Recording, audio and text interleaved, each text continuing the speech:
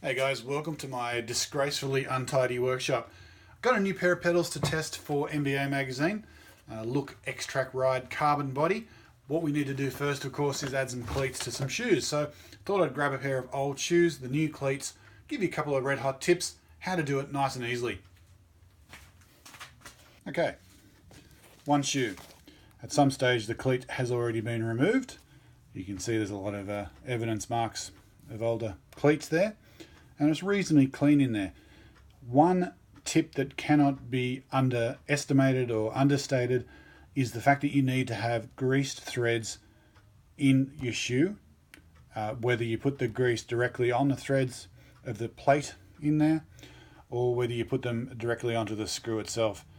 If you don't grease the bolt or the threads, getting that cleat out is absolute drama. There's so much water, so much mud, it just corrodes in there, and you really risk stripping that thread. Now, on most Shimano shoes, you can remove that threaded plate and replace it with a new one, which saves the shoe. There are shoes, however, that have the threads that are actually built in, or the retaining plate is built into the shoe. Basically means that's the end of the shoe. So anyway, grease is number one. Tip number two, make sure you give it a good clean. You get that crud and dirt out of the way to make for a better interface when you put your new cleats in. There we go, happy with that. Now, cleat itself, pretty simple. Two stainless bolts, and this is a plate that sits in the top of the cleat itself. Now, cleats usually have a little directional arrow, so of course that goes to the front. I'm just going to pop it on there. We're going to use those evidence marks from the previous cleat. Of course, before we do any of that, we'll grab our grease. I just use a nice waterproof grease that I've used for years on various bolts and bicycles. And give it a good dollop there on both.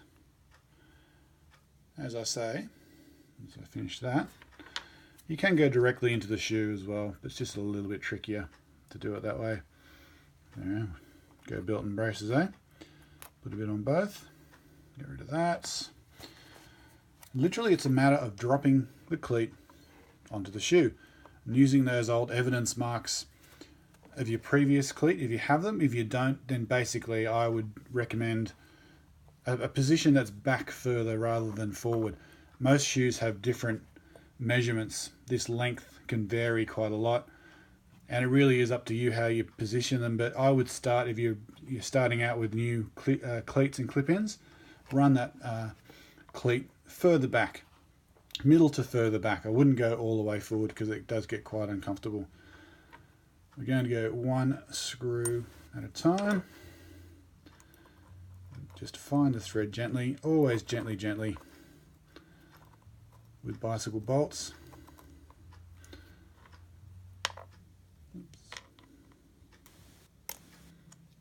Throw that in there. Okay, now we've nipped it up. Literally it's still movable, so what you want to do is get that final position. I'm going to move it back basically to where I have it to start. I'm sure I'll be moving them around as we go. So I'm pretty happy with that. Say the ball of my foot's here, and that's where the cleat, just behind that line. Now, just going to go a little bit of tension on each screw alternatively. We're not going to screw one down and then screw the other one down. We're going to give each of them a little turn as we go. And that way they'll tension up evenly. There won't be a high side or a low side. And just giving them, just feeling that tension under 2 fingers worth. You can get a gauge onto it. I guess I've gone by feel over the last 20 years. So this is nipping it up plus a little bit more. Now I feel that it's starting to bind and to tighten. Give it a little bit more on each. Making sure that Allen key sits in nice and square.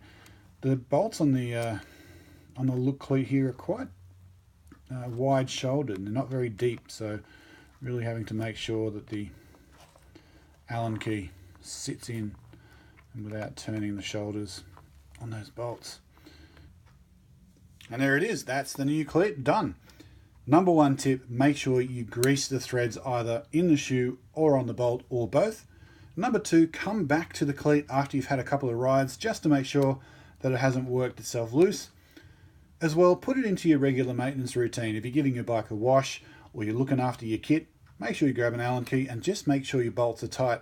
If you do lose a bolt on a trail or one threads, you not only stand to not be able to engage into the pedal, you may actually get stuck in your pedal and not be able to disengage, and that is a bad thing. For the sake of a little bit of preventative maintenance will prevent that. We'll bring you a little bit more info on those pedals down the track.